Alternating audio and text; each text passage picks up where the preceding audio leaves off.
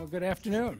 His Honor held a press conference re-announcing $42 million in federal money already allocated for his Hallmark demolition program. Treasury is releasing the next allocation of funds. But the real news came after that. There was a very vigorous review done by MSHDA, the Michigan State Housing Development Authority, and Treasury.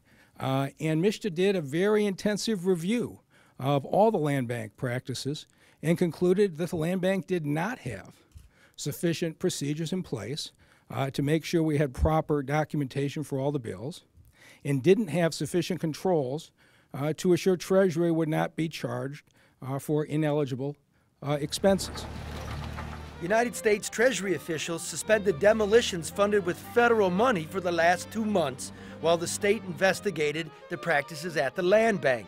What they found were irregularities in the bidding process, in billing, and in the overall quality. Like most of your stories, it's false. After a year of denying it and discrediting our reports, listen to the mayor now. Yeah, I think it's a question of whether eligible expenses were all charged the appropriate ways. They said we're going to put a hold on new contracts until you get a set of protocols and procedures that we find effective. And they were absolutely right. I was very disappointed by some of the things that I learned. The speed with which we went outstripped the controls that we had in place. Now the program will be babysat by state overseers as federal, local, and state investigations continue. The legal bill on that so far?